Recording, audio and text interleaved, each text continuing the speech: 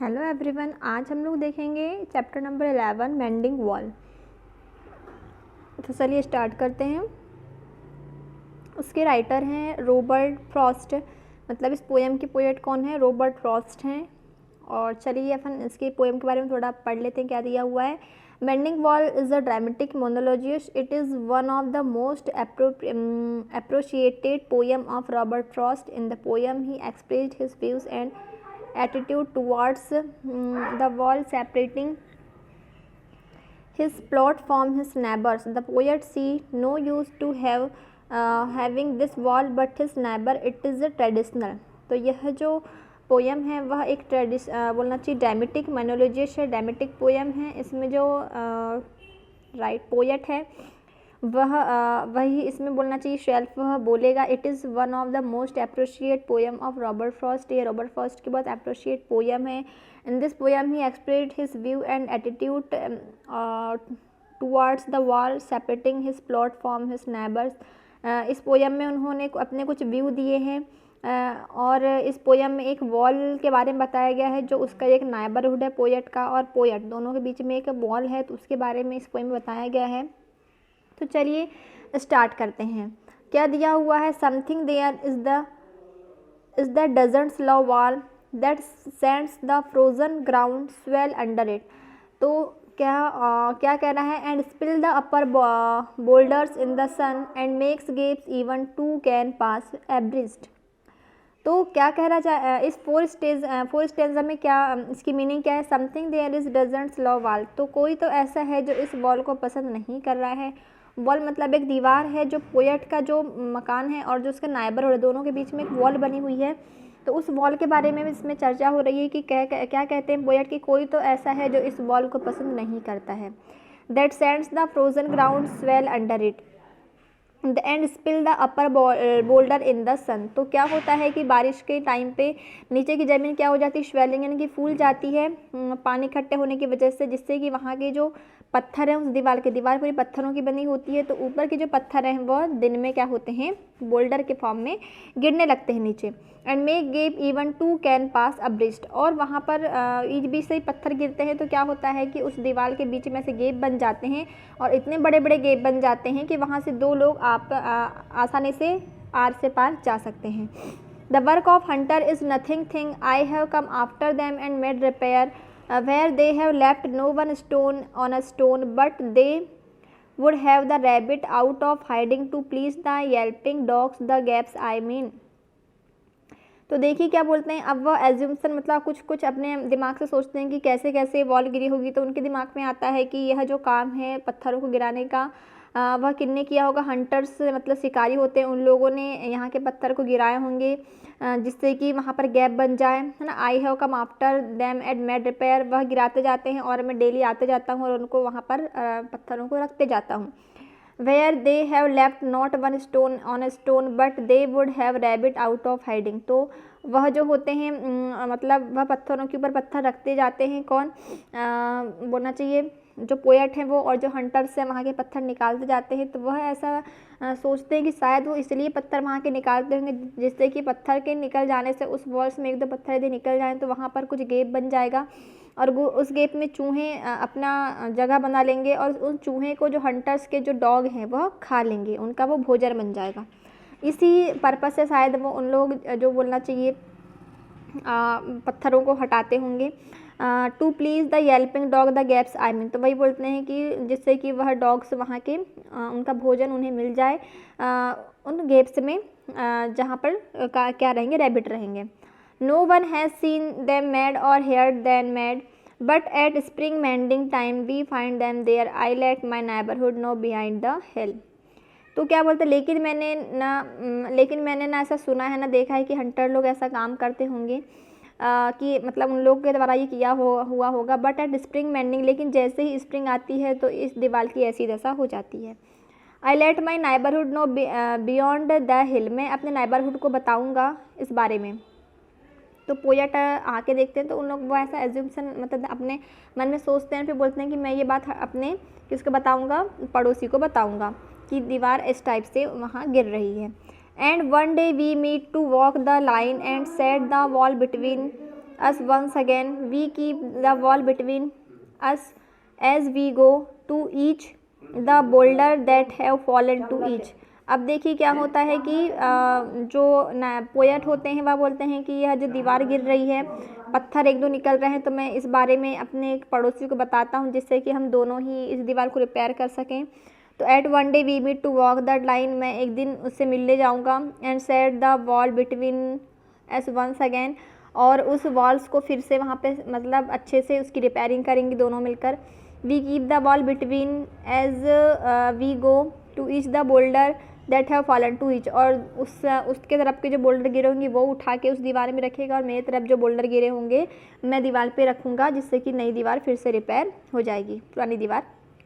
अब देखिए, at some are loves and some to nearly balls, we have to us the spell to make them balance, stay where you are until our back are turn, we wear out finger rough and handling them.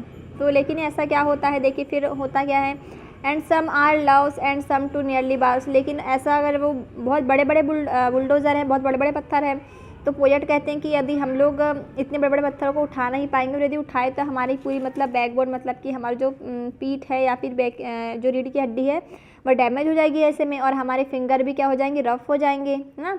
तो हम लोग तो इतने बड़े पत्थर नहीं उठा पाएंगे, मतलब हम इसे हैंडल नहीं कर पाएंगे। Oh just another kind of outdoor game, one on side it comes a little more, there where is it is we do not need the wall, he is all pine and I am apple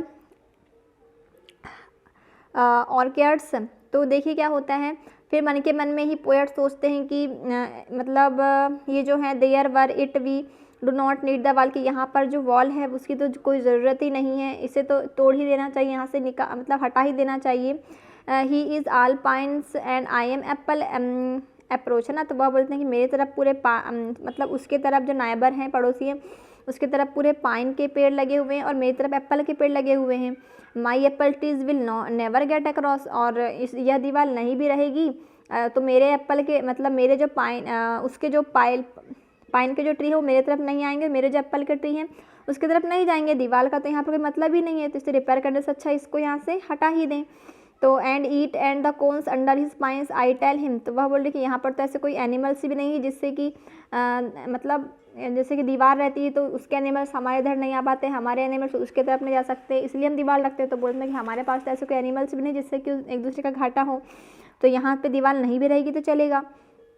ऐसे वो अपने मन के मन में सोचते हैं। But he only says good fans में गुड नाइबर, लेकिन देखिए अब वह मतलब इस प्रकार से वह जो पोएट है जो सोचते हैं और उसको नाइबर को बोलते हैं, पड़ोसी को बोलते हैं कि अगर वॉल नहीं भी रहेगी तो फिर पूरा समझाते हैं, एक्सप्लेन करते हैं कि नहीं भी रहेगी तो मतलब कोई मतलब इसका मतलब ही नहीं, सेंस ही नहीं है। और लेकिन वह क्या बोलता है जो नाइबरहुड, वह क्या बोलता है, ही ओनली सेज गुड फैंस में गुड नाइबर। इतना कुछ उसको समझाया पोएट ने, लेकिन फिर भी वह क्या बोलता है, गुड फैंस में गुड नाइबर, की मतलब एक अच्छी दीवारें ही एक अच्छा पड़ोसी बनाती हैं। मतलब उसका मतलब है कि दीवारें रहेंगी तो आपस में झगड़े नहीं होंगे और हम अच्छे पड़ोसी बने रहेंगे, उसकी ये सोचना रहता है ऐसा।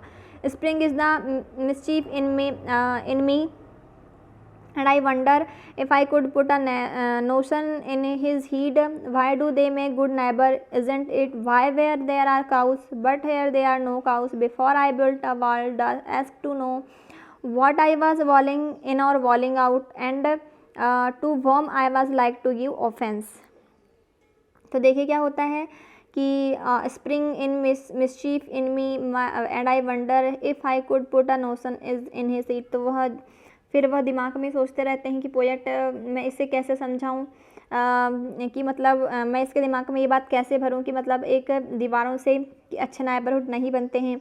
Why do make good neighbourhood, कि एक अच्छे नाइबरहुड क्यों बनना चाहिए, उसके मन में ये क्वेश्चन आते हैं कि अच्छे नाइबरहुड क्यों बनना चाहिए, कैसे बनना चाहिए। Why where is are cows, क्यों मतलब वाई वेयर की मतलब जो काउस का मतलब है यहाँ पर कि काउस रहती तो यहाँ पर दीवार रहते तो उस दीवार का कोई औचित्य रहता, तो यहाँ पर तो काउस भी नहीं है। But here they are no cows, तो यहाँ पर तो काउस भी नहीं है। Before I build the wall I had asked to know, तो बोलना चाहिए before I build a wall, तो I had asked to know what I was walling in or walling out. तो फिर इस दीवार को क्यों यहाँ बनाना चाहिए।